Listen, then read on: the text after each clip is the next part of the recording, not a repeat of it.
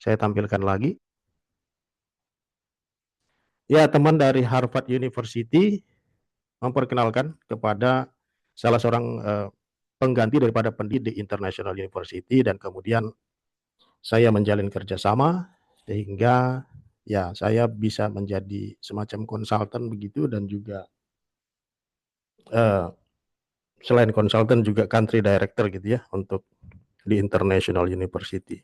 Jadi itu ceritanya bagaimana singkatnya saya membuat platform ini, di mana di dalamnya terdiri dari mata kuliah dan program studi yang sudah didesain sedemikian rupa sehingga teman-teman juga bisa belajar secara jarak jauh, dan kita usahakan agar kualitasnya juga memadai dan kualitasnya juga bagus ya teman-teman. Nah, course yang saya mau perkenalkan kepada teman-teman adalah Teologi Pendidikan Kristen. Saya kasih tunjuk dulu caranya, nanti teman-teman kalau saya berikan username dan password bisa akses. Ini seperti ini contohnya ya.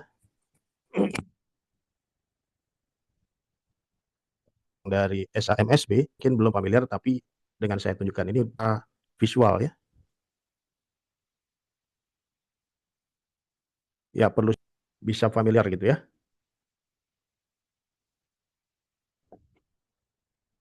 Kita lihat course-nya yang tentang sedikit tentang platform keanggotaan kita di American Association for Higher Education. Nah, ini adalah course yang saya maksud, Teologi Pendidikan Kristen. Kita klik saja. Setelah login, kita klik saja. Daripada Teologi Pendidikan Kristen dirancang untuk memperkenalkan mahasiswa dan praktis dari pendidikan Kristen. Kursus ini menekankan pentingnya pengenalan akan mengerti tujuan, isi, dan metode pengajaran. Mahasiswa akan mengeksplorasi bagaimana prinsip-prinsip Alkitabiah diterapkan dalam konteks pendidikan untuk membentuk karakter siswa. Itu teman bisa unduh di sini. Itu semua ada yang saya katakan di dalam informasi via WhatsApp itu. Ada ebook, ada 5 ebook, ada 5 ringkasan. Nah, kenapa perlu ringkasan? Tidak familiar dengan ebook berbahasa Inggris. Jadi kita buat ringkasan. Jadi setiap ebook itu ada ringkasan bahasa Indonesianya. Jadi teman-teman bisa tahu gitu. Bab demi bab ringkasannya ya. Jadi sini nanti kemudian download ya. Kemudian ada area ini, semua penulisnya adalah penulis-penulis yang top untuk J.I. Packer, John Jung, ini lebih bicara tentang pendidikan online. Kemudian Pasmino, ini bisa dibilang buku wajib ya. Kemudian Habermas juga ya cukup wajib juga ini, Habermas. Jadi ada 5 buku, dan masing-masing buku itu ada kuisnya, saudara-saudara teman-teman sekalian ya. Mengapa ada kuis? Supaya kita bisa mengerti bahwa buku-buku itu ya melalui kuis-kuis yang kita kerjakan. Jadi kuis itu dikerjakan di situs secara online, dan kemudian nanti nilainya bisa tampil sendiri. Jadi kalau teman-teman bisa mengerjakannya, menyelesaikannya dengan benar, 10 pertanyaan dengan tepat, maka dapat nilai 100. Seperti itu ya. Jadi ada 10 pertanyaan setiap buku. Seperti itu. Nah, nanti dikerjakan, diklik aja. Contohnya seperti ini, diklik aja. Nanti ada kuisnya muncul, lalu dikerjakan seperti itu ya.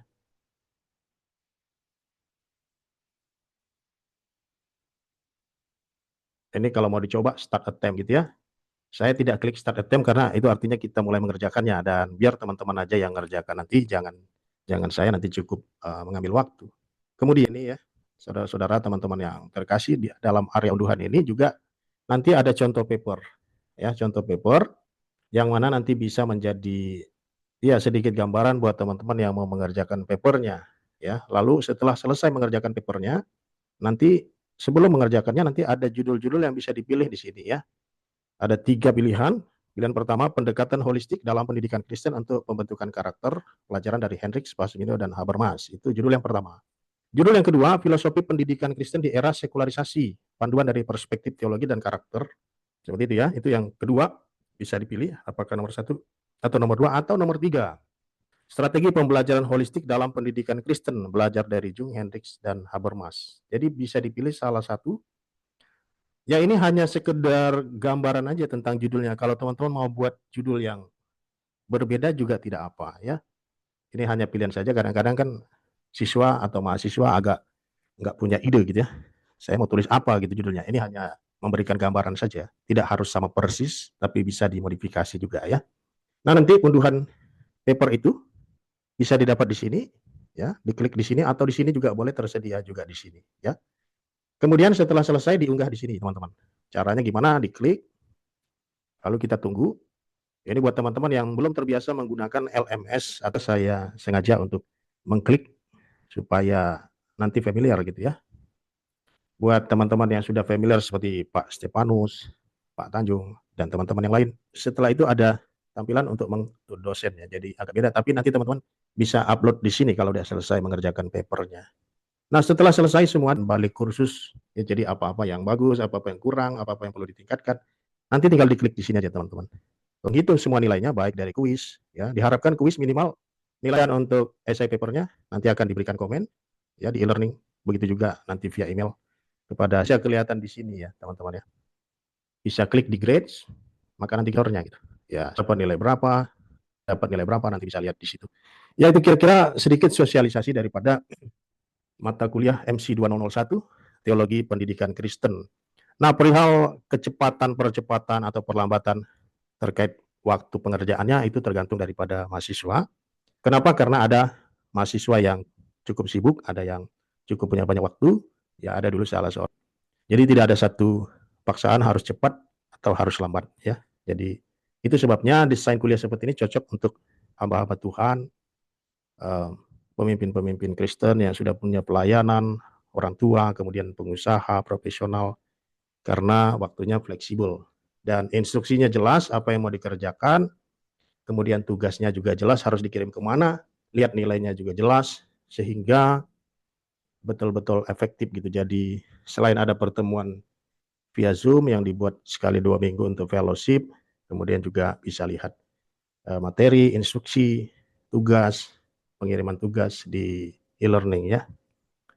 Jadi seperti itu kira-kira untuk sosialisasinya ya teman-teman. Baik, saya akan masuk kepada kepada hal yang kedua, yaitu tentang pendidikan Kristen. Oke, sebelum saya lanjut, mungkin teman-teman ada pertanyaan terkait dengan mata kuliah ini? Terkait hal-hal teknis mungkin? Paling Baik, oh Ricky, silakan Ricky. Saudara Ricky. kalau pas ujian terus offline gimana? Misalkan apa namanya internetnya mati begitu, itu gimana? Ya, kalau untuk kuis, maka harus ulang lagi, Saudara Ricky, Brother Ricky. Karena kuis itu memang online dan pada saat itu nilainya langsung diberikan. Jadi bisa diulang lagi kalau memang ada persoalan sinyal. Tapi kalau untuk paper, kita bisa kerjakan secara offline, setelah selesai, baru diupload. Begitu. Jelas ya, Brother Ricky? Ya Pak, Jelas, oke. Nanti ya. materinya kan di-download dulu kan, dari area unduhan itu di-download dulu, baru dibaca, lalu digunakan untuk penulisan paper. Seperti itu. Oke, kita lanjut pada, ada lagi pertanyaan? Kalau tidak ada, kita lanjutkan. Prof, Ya, silakan Pak Terence. apakah cost ini dia beda kah, Prof? Ataupun di add-on dalam kita punya studi yang lain? Ataupun satu Bisa, course? bisa. Tergantung program studinya, program studi apa, nanti kita akan lihat relevansinya pada program studi tersebut. Kalau misalnya cocok, ya kita tambahkan. Seperti itu. Misalnya Pak Terence mengambil program studi Doctor of Christian Education, bisa gitu. Atau mungkin ini bisa masuk nanti pada mata kuliah terkait dengan teaching, bisa juga. Atau bisa juga masuk dalam mata kuliah ya kaitannya dengan pedagogi seperti itu kira-kira ya, teaching, bisa masuk lah ya, 3 SKS. Kecuali misalnya Pak Terence ngambil program studi yang agak jauh hubungannya, misalnya ngambil Gnostic Studies, nggak cocok ya. Ya tergantung program studi yang kita ambil, tapi nggak apa-apa, itu bisa menambah perbendaharaan kita. Kadang-kadang kita juga nanti bisa diminta oleh satu institusi untuk mengajar. Bahan ini bisa digunakan, bisa dimodifikasi gitu ya. Baik teman-teman, saya akan oke, clear Pak Terence sebelum lanjut menjawab. Boleh tanya dulu, Pak? Oh, Pak Yakub, silakan Pak Yakub dari Lampung. Iya, Welcome. mohon penjelasan karena ini saya tadi agak terlambat. Ya, Ini maksudnya mata kuliah atau program studi yang baru ini, Pak ya? Jadi mata kayak kuliah, mata kuliah karena itu SKS-nya 3. Kalau program studi, kalau master kan sekitar 40, Pak Yakub. oh iya. 3. Jadi Jadi mata kayak saya yang ngambil MA itu nggak apa-apa juga Pak ngambil ini. bisa. Pak Yakub Jadi, kalau nggak salah ngambil pendidikan Kristen ya? bukan, Oke, saya MA ya. MA teologi. Bisa. Ya. Bisa. Ini nanti bisa masuk pada teaching and preaching. Ada beberapa course yang bisa sesuai ya. Oke. Oke, Oke, terima kasih Prof. sama-sama. Oke, teman-teman, kalau tidak ada, saya lanjut kepada hal yang kedua, yaitu sedikit gambaran tentang pendidikan Kristen ya.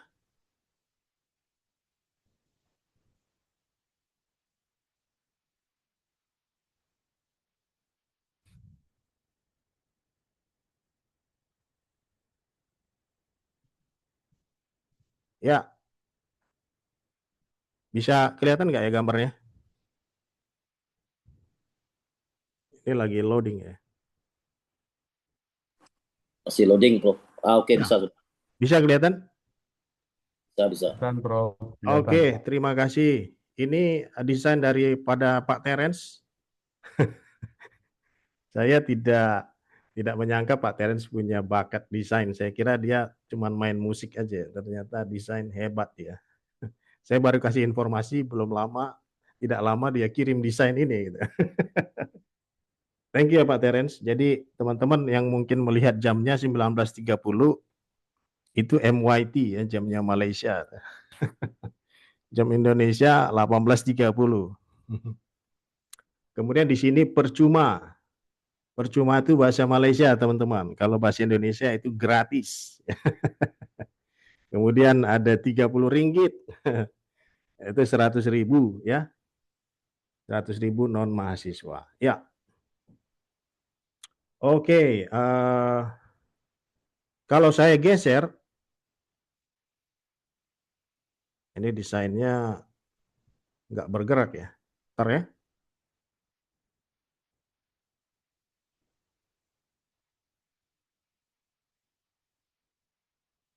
Kayaknya saya harus tampilkan lagi. Belakangan internet saya setelah masuk tahun 2025 jadi agak lemot ya. Harusnya tahun baru semakin canggih, bukan semakin menurun. Nama saya naik tapi internetnya semakin menurun. Jadi tidak sesuai ini.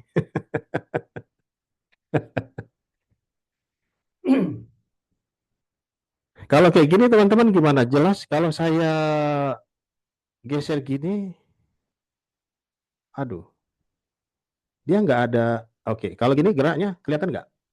Kelihatan Prof. Ya, kelihatan, Perubahannya Pak. kelihatan nggak? Kelihatan, Pak. Ya, saya pernah seperti ini. Saya tanya begitu, saya pernah khotbah. Jadi di Afrika gitu ya, Zoom gitu. Jadi PowerPoint saya nggak bergerak gitu. Jadi mereka cuma dengar saya ngomong, PowerPoint-nya nggak gerak. Gitu. Makanya saya selalu tanya. Oke, ini terima kasih Pak Terence. Ya, judul pelajaran kita Teologi Pendidikan Kristen.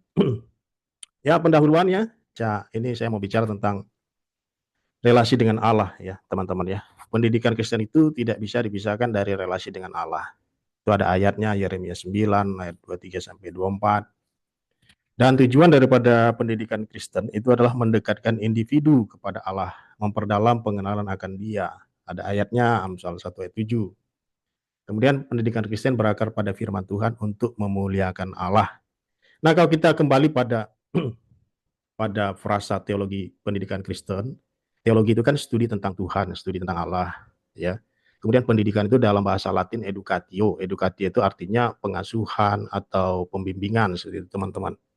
Kemudian kata Kristen di situ lebih kepada nilai-nilai Kristen, lebih kepada fokus kepada iman Kristen. Jadi teologi pendidikan Kristen itu berbicara tentang dasar-dasar prinsip-prinsip yang digunakan untuk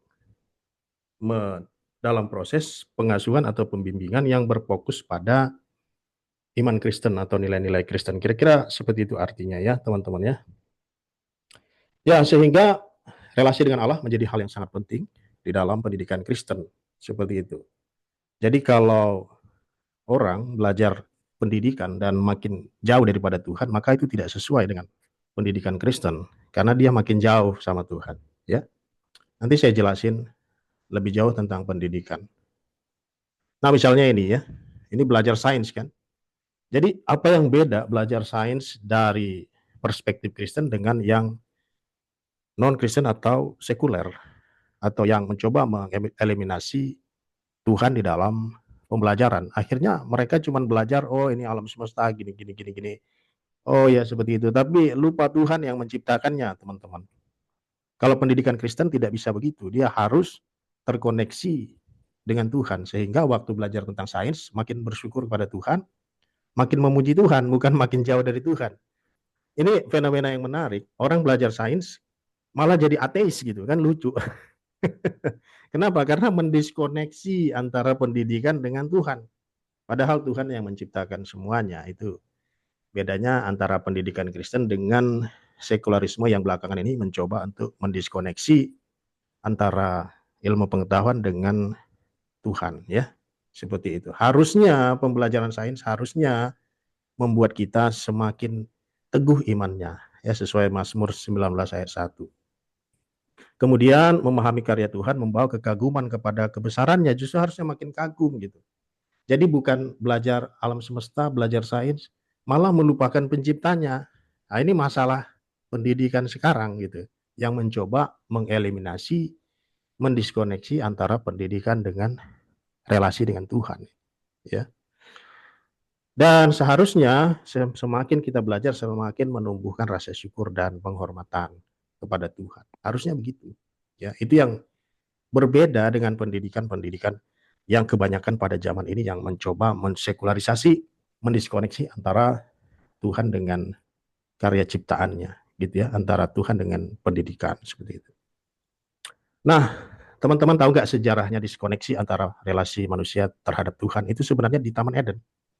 Di Taman Eden semua bermula dengan keraguan terhadap Tuhan, kemudian ketidakpercayaan dan kemudian ketidaktaatan.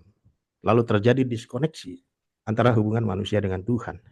Jadi kalau kita mendiskoneksi Tuhan dari pendidikan, dari pengetahuan, itu sama seperti peristiwa di Taman Eden. Berarti kita menjauhkan diri kita dari Tuhan dan kemudian mencoba untuk menikmati pendidikan itu yang sebenarnya dikaruniakan oleh Tuhan. Dan bahkan secara historis sekolah-sekolah itu semuanya adalah karunia Tuhan. Universitas-universitas banyak didirikan ketika orang-orang Kristen berjaya di masa lalu, ya, berkembang pesat kekristenan. Itu universitas-universitas. Cambridge misalnya tahun 1000 didirikan. Itu adalah universitas yang didirikan oleh Oxford misalnya, ya, didirikan oleh gereja. Dan waktu itu Indonesia masih zaman-zaman Sriwijaya, zaman Majapahit gitu ya, masih perang-perang kita, mereka sudah dirikan universitas.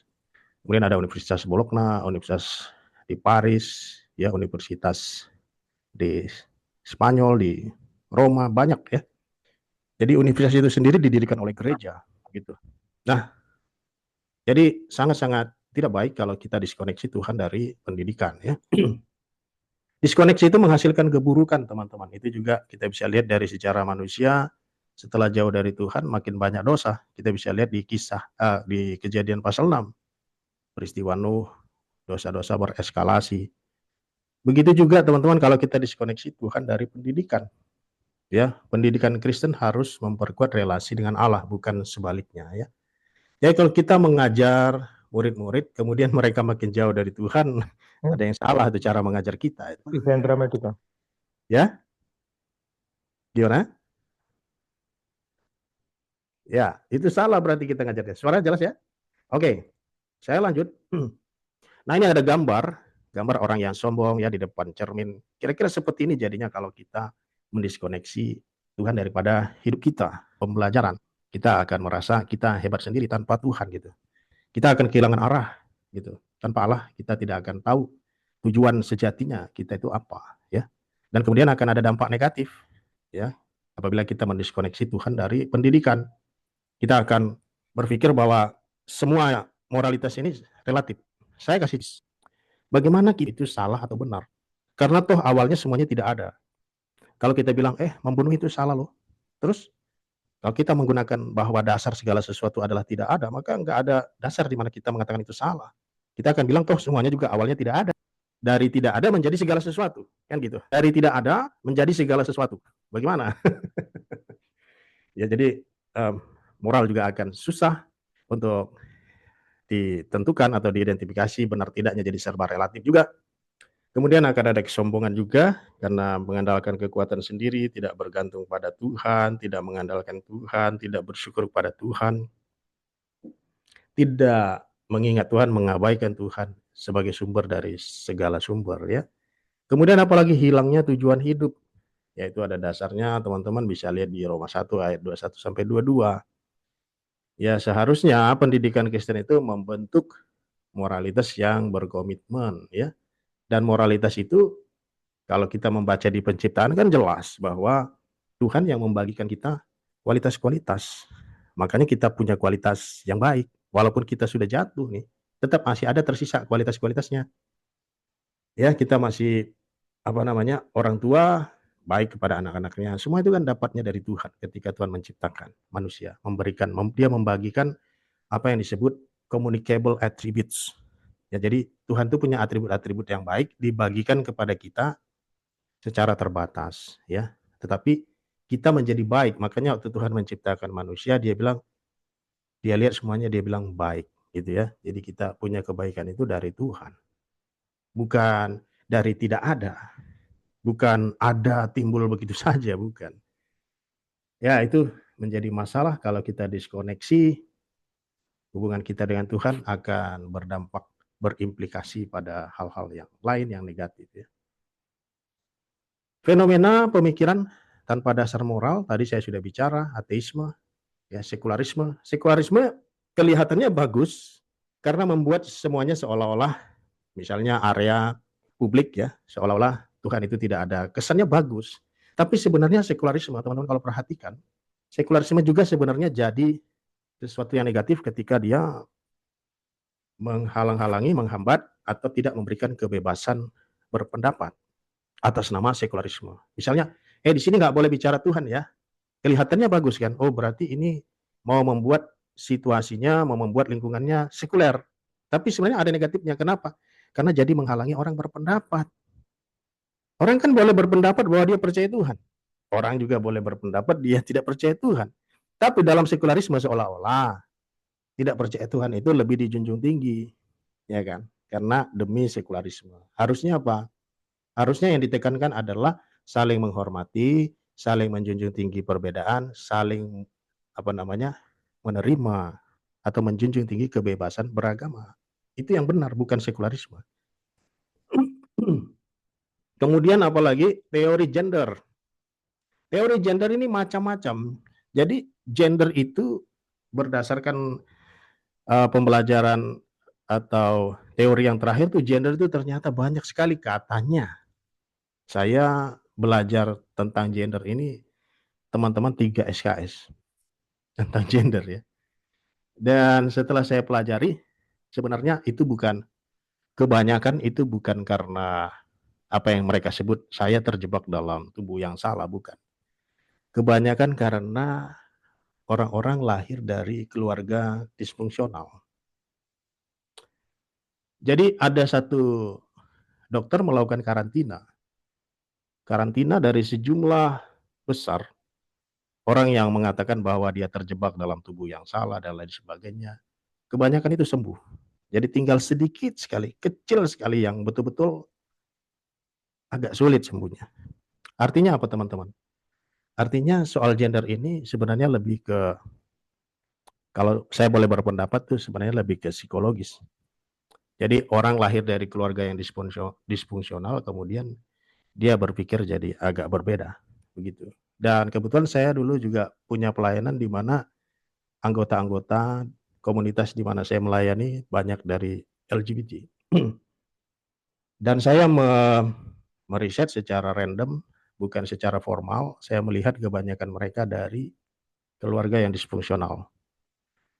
Mengapa LGBT lebih banyak di negara-negara seperti Amerika, Eropa, bukan di Indonesia. Seperti di Indonesia, kenapa bukan?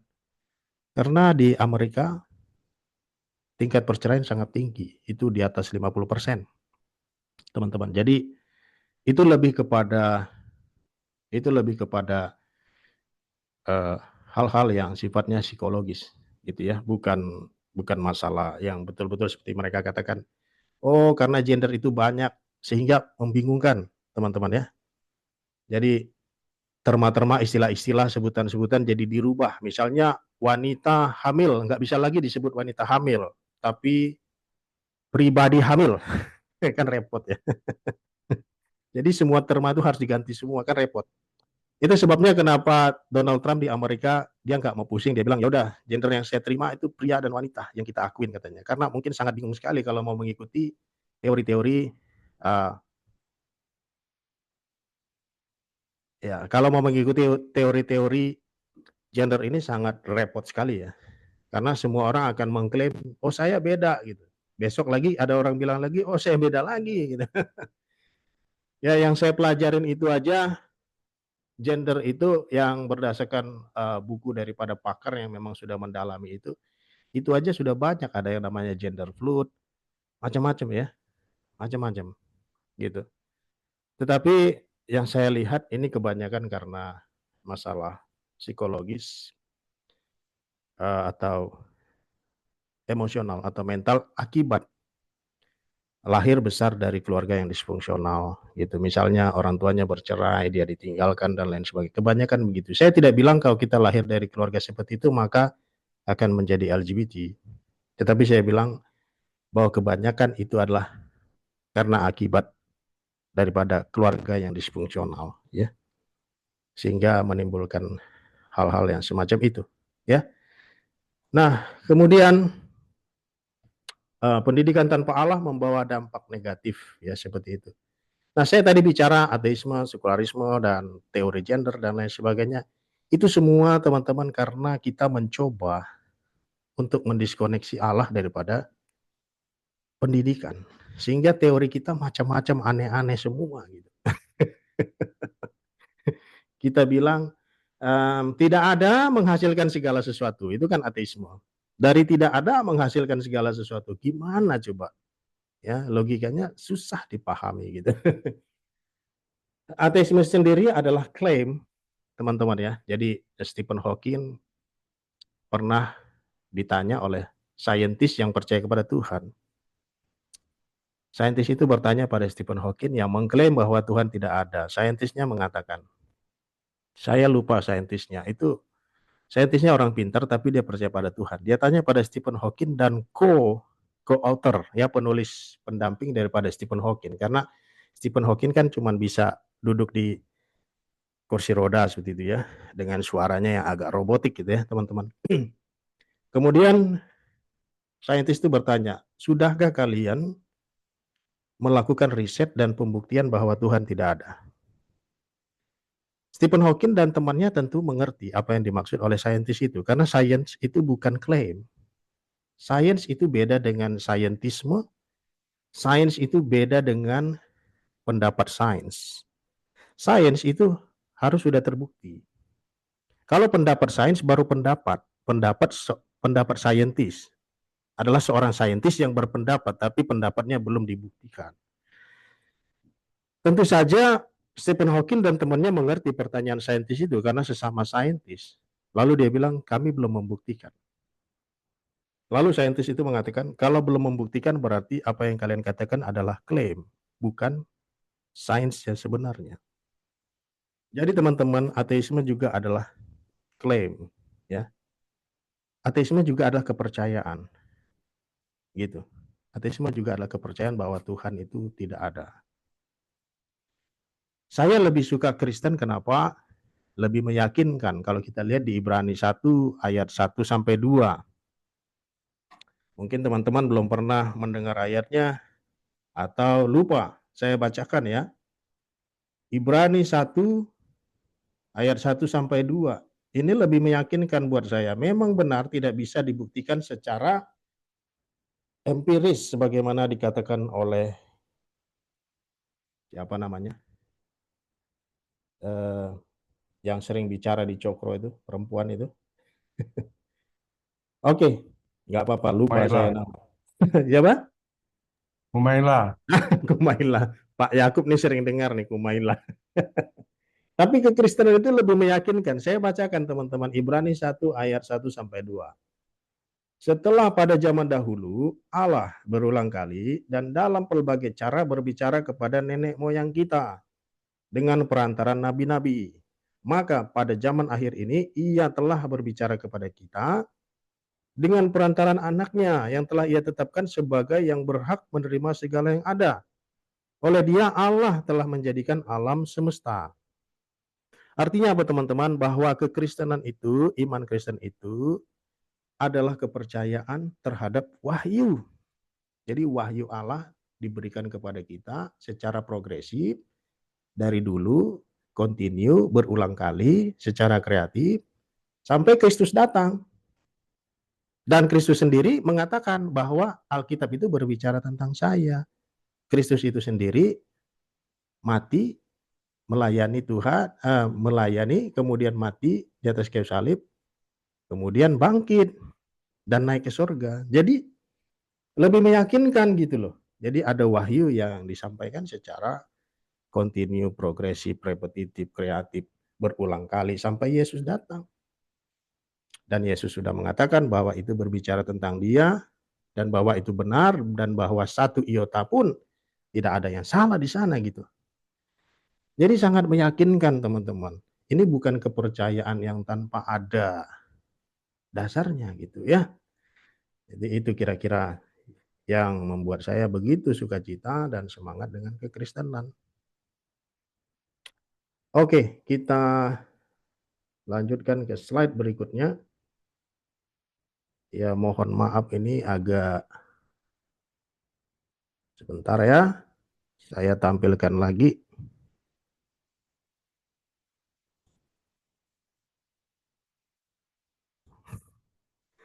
Selamat datang Ibu Ibu Teofani dari Sulawesi Selatan ya. Oke, ini saya tampilkan lagi ya teman-teman. Karena agak sulit gesernya, jadi saya harus tampilkan lagi. Oke, kita lanjutkan. Oke, ya ini tentang karakter ya. Jadi kalau kita memberikan pelajaran pendidikan itu harus membantu mendekatkan siswa kepada Tuhan. Kalau kita ajar-ajar mereka makin jauh dari Tuhan, maka kita salah ngajarnya tuh. Mungkin tujuannya juga salah. Ya, delivery-nya mungkin salah, materinya mungkin salah. Seharusnya membantu siswa dekat kepada Tuhan ya. Kemudian apalagi membentuk karakter yang mencerminkan Kristus. Nah, ini berdasarkan pengalaman saya, teman-teman, saya mengajar di Universitas Jambi itu dari tahun 2010, jadi sudah jalan 15 tahun saya mengajar. Saya mengajar itu, saya bukan hanya memberikan nilai secara akademik, tapi saya melihat bagaimana cara belajarnya, apakah dia nyontek, apakah dia malas, apakah dia tidak disiplin, itu saya bantu teman-teman. Kenapa? Karena tujuan pembelajaran daripada pendidikan Kristen harus membentuk karakter. Jadi jangan kita pikir, oh saya kan ngajarnya cuman secara akademis, jadi berapa nilainya ya udah. Nah itu kita beda seharusnya kalau kita mengerti pendidikan Kristen, kita jangan hanya pikirkan soal nilai secara angka atau secara huruf, ya. Nilai A, B+, B-, tapi harus lihat juga karakternya, gimana dia mengerjakannya. Apa dia mencontek dari temannya, apakah dia mengcopy. Itu saya pedulikan, walaupun memang ya cukup mengeluarkan waktu, energi. Saya kumpulin kalau sama jawabannya, sama persis titik koma dan lain sebagainya. Saya kumpulin, lalu saya tanya, kalian tahu masalahnya di mana? Kenapa Bapak memanggil kalian?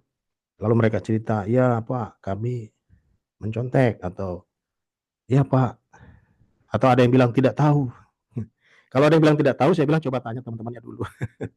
Dia tanya, lalu teman-temannya bilang itu karena kamu jawabannya sama dengan kita gitu.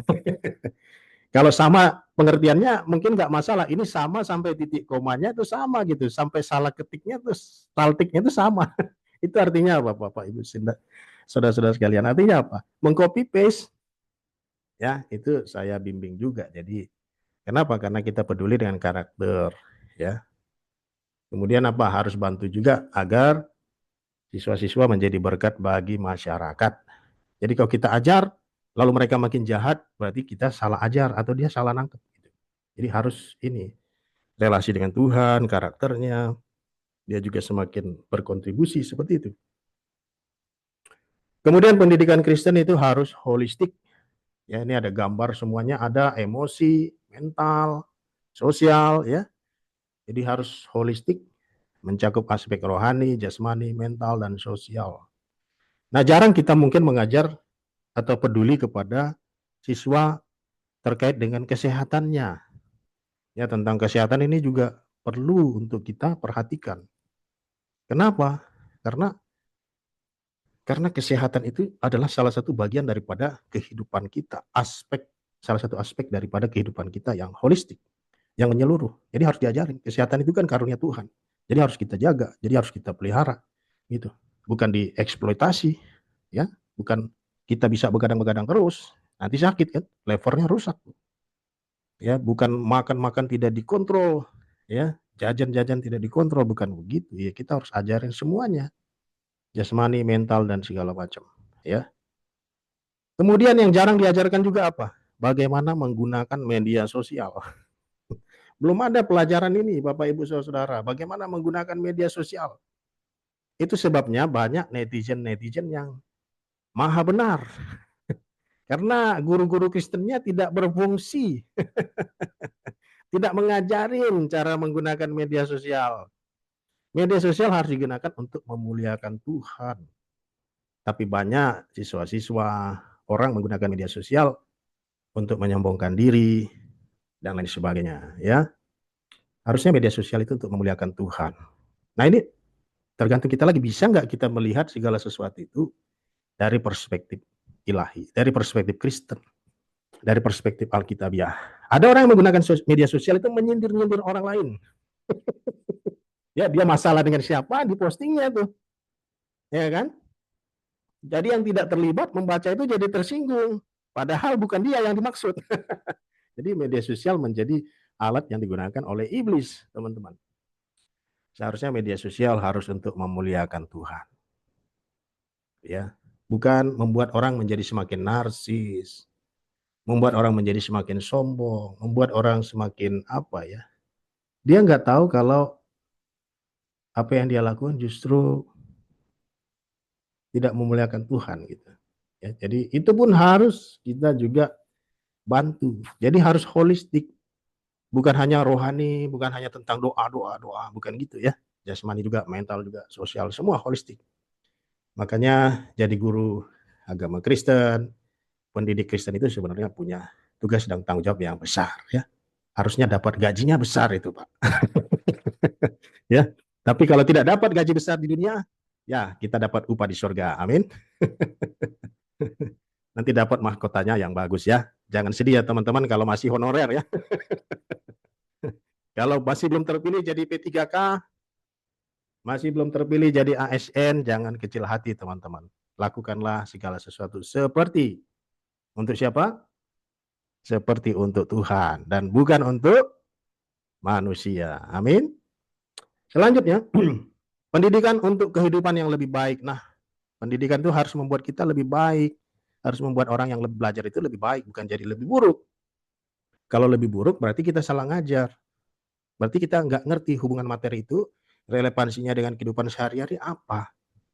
Harusnya waktu kita ngajar benar-benar bantu agar dia lebih baik. Dalam hal apa? Dalam segala aspek, holistik. Kalau kita lihat dia sakit-sakitan, ya kita harus bantu terkait dengan jasmani. Kalau kita lihat ada kaitannya dengan finansial, ya harus bantu bagaimana supaya bisa lebih baik. Jadi harus holistik. Ya, jangan mengajar hanya sebagian saja, mungkin hanya doa. Kita tidak ajarin hal-hal yang lain ya, teman-teman ya. Kemudian apalagi selaras dengan rancangan Allah yang menciptakan segala sesuatu yang baik. Tuhan ciptakan semuanya baik kok. Jadi kalau kita ngajarin arahnya nggak baik, berarti nggak sesuai dong dengan rancangan Tuhan sejak awal menciptakan kita. Jadi harus berpikir gimana supaya lebih baik secara individu, secara komunitas, secara keluarga, secara masyarakat. Kalau kita mengajarin, kita harus memberontak kepada pemerintah. Gitu ya, misalnya. Atau hal-hal yang seperti itu. yang tidak mendatangkan kebaikan, yang tidak memberikan manfaat, yaitu kita salah ngajar. Harusnya kita ajar itu untuk membuat baik pribadi demi pribadi, komunitas, masyarakat itu semakin baik. Itu teman-teman. Kemudian pendidikan berorientasi pada kemajuan. Ya, kita dorong mereka untuk maju, untuk lebih bagus, lebih bagus. Kemudian untuk menghadapi tantangan sebagai proses membangun. Seperti itu ya. Jadi belajar itu pasti ada tantangannya, nggak mudah. Tapi tetap mereka harus kita pastikan tetap semangat, sukacita, antusiasme dalam belajar.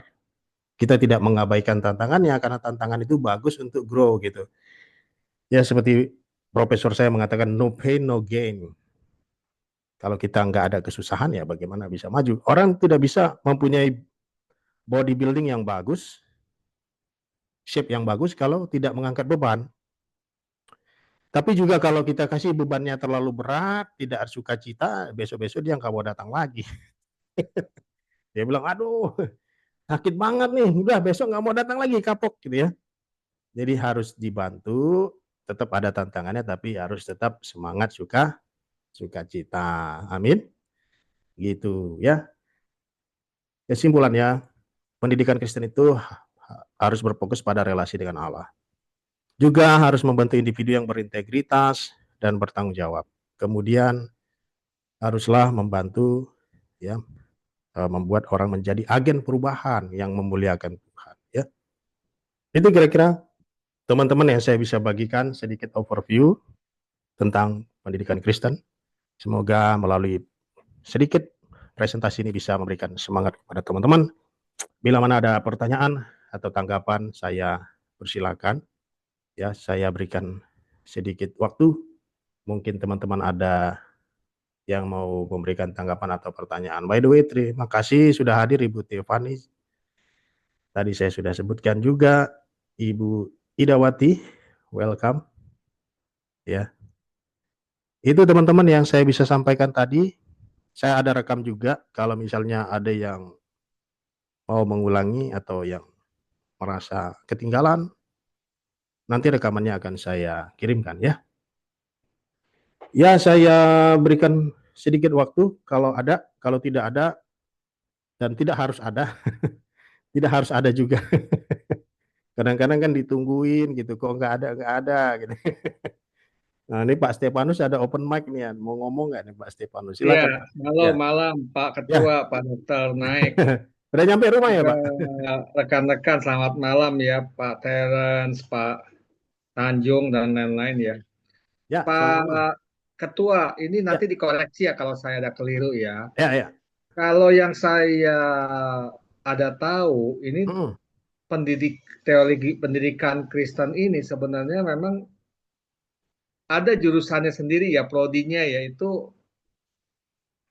pendidikan agama Kristen bukan ya, yang sebutnya PAK ya, kalau nggak salah kalau untuk prodi khususnya ya.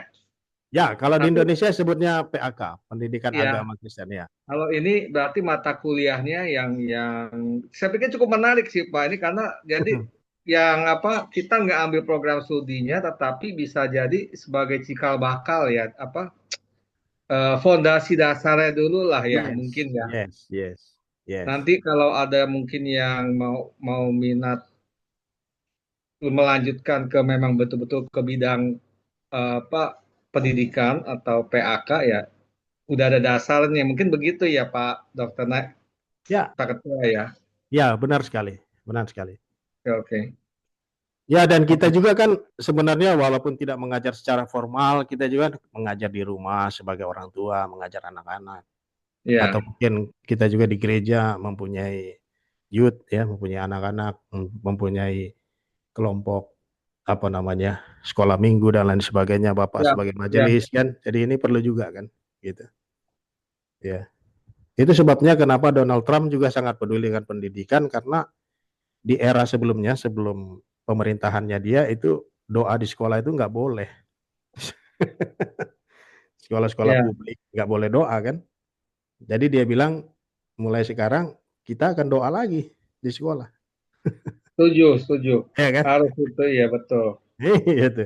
Itu kan mendiskoneksi Tuhan dengan dengan pendidikan. Akibatnya ya pendidikan Amin. itu jadi aneh-aneh kan.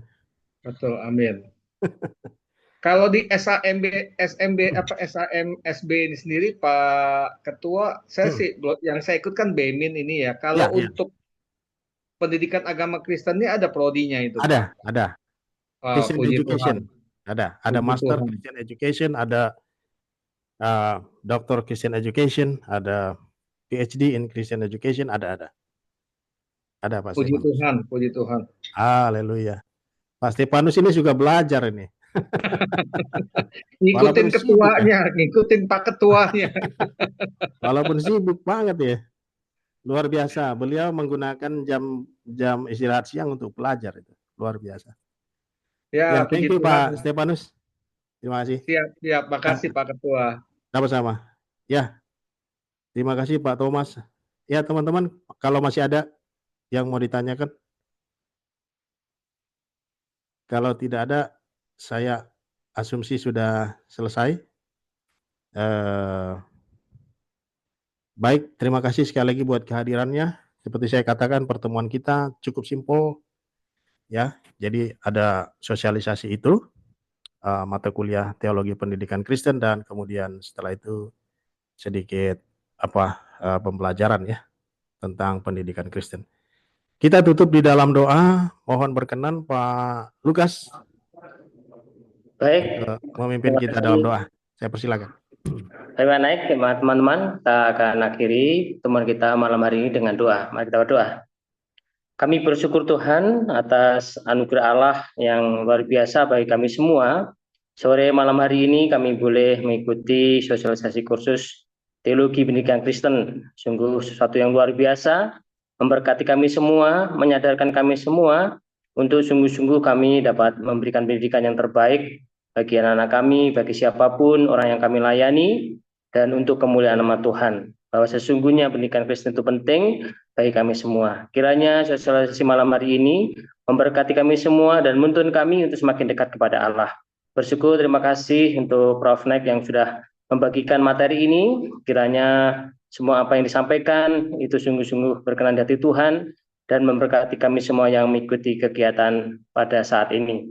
Kami serahkan SAMSB dalam tangan Tuhan. Kiranya pendidikan atau pendidikan teologi jarak jauh ini, secara online ini dapat juga menjadi berkat bagi banyak orang, sehingga banyak orang semakin diberi pemahaman yang terbaik akan pendidikan teologi yang datang dari Tuhan. Terima kasih perkembangan pelayanan melalui lembaga pendidikan ini juga Tuhan terus menolong memberkati.